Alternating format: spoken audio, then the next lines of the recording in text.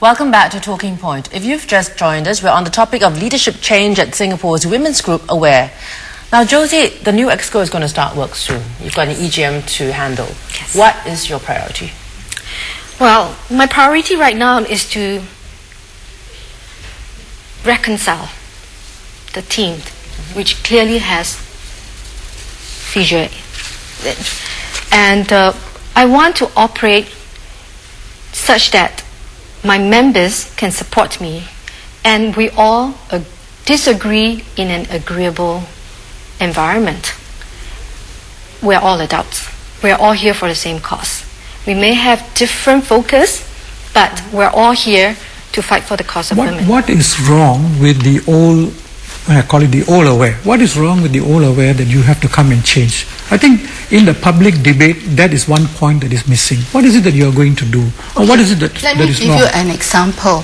We had mentioned that the EOGM would have been called anyway, because at the AGM meeting, we had so much time spent on the election process that we didn't have time to deal with the other item on the agenda, which was proposed constitutional changes. Now, what are some of these proposed constitutional changes?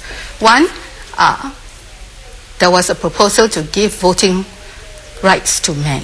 Okay, men are already associate members of AWARE, but they are not given voting rights because we are an association of women. Yeah, in fact, this proposal had been put up at the previous AGM in 2008, and by a majority vote, it was thrown out. Okay. And now it's being raised again. Right. Second, there is a proposal to give voting rights to expatriate women, and AWARE does the shadow report to CDAW for Singapore.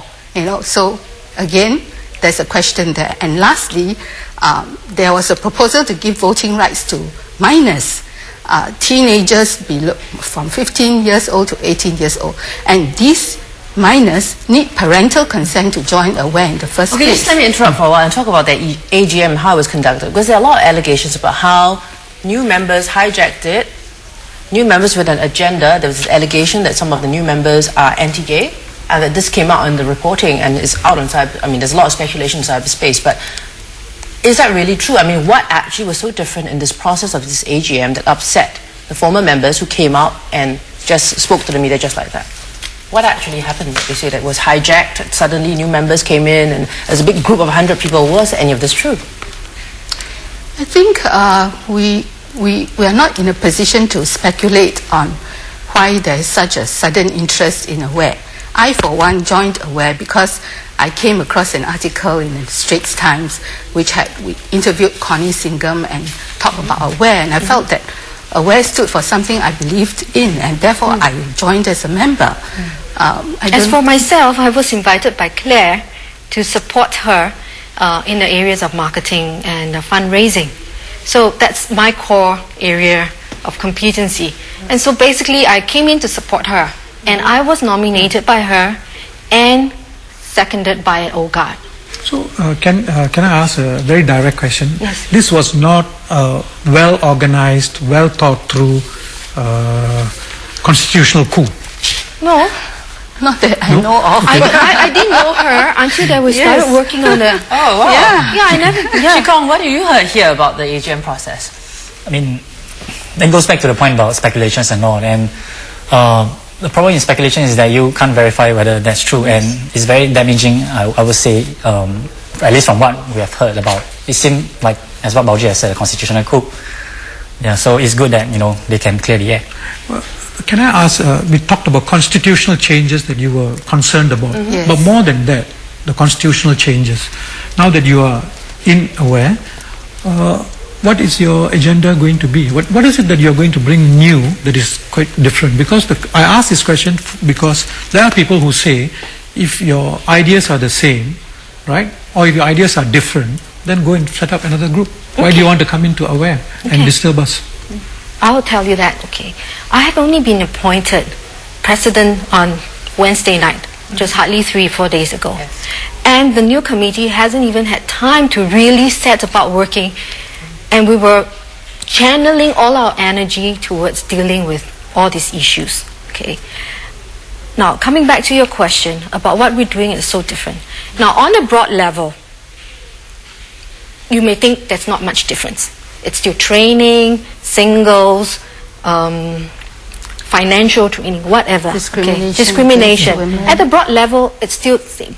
Okay, but we are coming in with new ideas. Okay, we had earlier said we are pro-family, we're pro-women, pro-Singapore.